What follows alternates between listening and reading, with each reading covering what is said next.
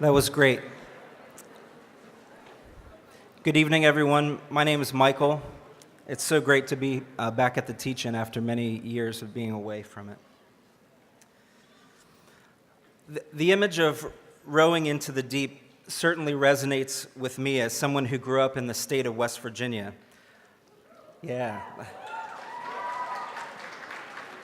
Where it's very common for families to go canoeing or swimming at one of our many beautiful lakes and rivers. Yet rowing into the deep also makes me think of the dangers associated with water in many parts of the Appalachian region, such as chemical spills and flooding caused by the fossil fuel and chemical industries.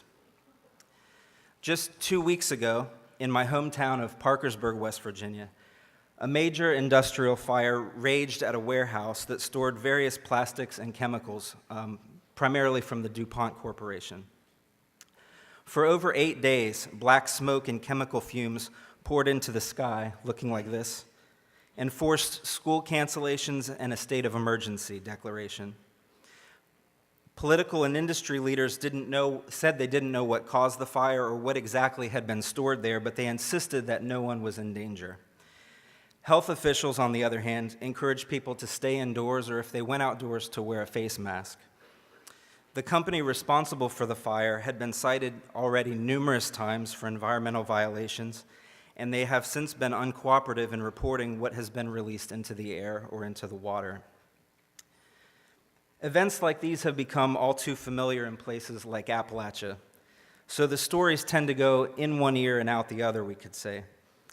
In the minds of people both outside and inside the region, Appalachia is just one of those places where these things just sort of happen. They're throwaway regions dominated by the stories we tell about them and enact upon them. And the stories we tell about Appalachia connect to the stories that we tell about other places and to the larger stories we tell about our world as a whole and the kinds of people who must pay the price for our so-called way of life. Groups like the Catholic Committee of Appalachia, or CCA, which is the group that I work with, believe that these kinds of stories that we tell can be deadly, and that if we're going to change the course that we're on in this world, we need to change the stories we tell about ourselves and about our place in creation. CCA is a faith-based grassroots network raising a prophetic voice of justice for Appalachia and its people. You can visit our table outside. It was founded in the years following Vatican II by lay people, sisters, priests, including Jesuits, some from Wheeling Jesuit University, back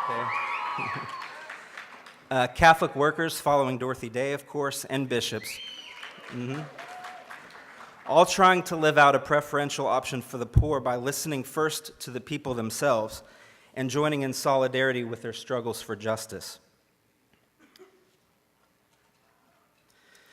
Decades before Pope Francis, CCA and the Appalachian bishops collaborated on 2 pastoral letters, which condemned injustice in the region, teaching that the crisis of nature and the crisis of the poor are a single crisis, that they are victims of the same materialistic consumer society, and that to address this crisis, quote, the people themselves must shape their own destiny. About 7 years ago, CCA started a plan for a new pastoral letter that would address new realities in the region, such as mountaintop removal coal mining, which you see on the screen, fracking, racism, homophobia, and so on.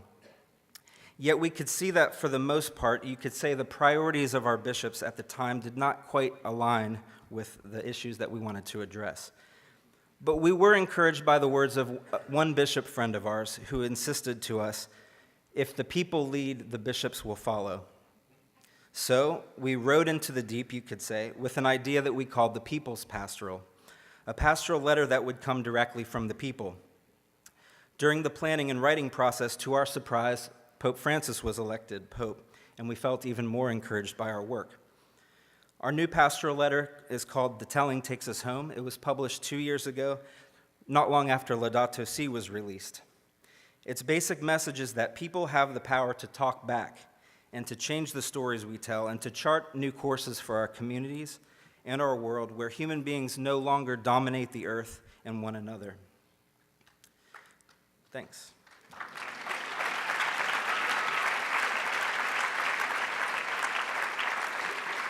And so to challenge the stories that dominate and oppress, we listened very closely to diverse voices in our region: women, coalfield residents, miners, people of color, LGBT people, as well as the damaged earth itself, which Pope Francis calls the most maltreated of our poor. We call these voices the magisterium of the poor in our letter, and insist that these voices are an authority to which all of us, including our church leaders, must bend their knee and listen to. In response to these voices, we feel that we're called to do what Jesus did in the region of Galilee where he lived. In the words of Wendell Berry, we believe that we are called to share in Jesus' mission of practicing resurrection in the crucified places where we find ourselves.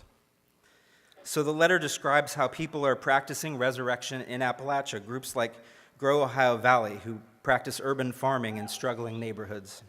A couple people from Grow OV are here. And groups like Christians for the Mountains, who fight the blasphemy of mountaintop removal and fracking. We believe that together, Laudato Si and The Telling Takes Us Home present a Catholic approach to thinking globally and acting locally in specific places. Changing the story in Appalachia is hard because for many people, changing the story feels like giving up an entire way of life. What seems to be an easy fix from the outside can indeed feel like rowing into the deep, or like feeling your way in the dark for people in the region. Feeling our way in the dark is scary, which is why the fossil fuel industries drill us over and over with the message that it's coal that keeps the lights on. But followers of Jesus believe in another light, the light of the world, the Son of justice and friend of the poor. And as Rebecca Solnit reminds us, the future is dark, but with a darkness as much of the womb as of the grave. In other words, the dark is pregnant with possibility, with more, or as we Jesuit folks would say, the magis. As the People's Pastoral says, we must become comfortable feeling our way in the dark with one another, nurturing within us a holy hope that pulls us beyond what we see and gives us assurance that God's story is bigger than the false stories by which we live. Movements throughout Appalachia and beyond have learned to look into the darkness with a hope that a new Appalachia is not only possible, but is already beginning to grow in the shell of the old. Last point. You all have probably heard the slogan many times, be the change you wish to see in the world, right? CCA would like to encourage you to be the church you'd like to see in the world. Indeed, if the people lead, as our bishop friend told us, the leaders will follow.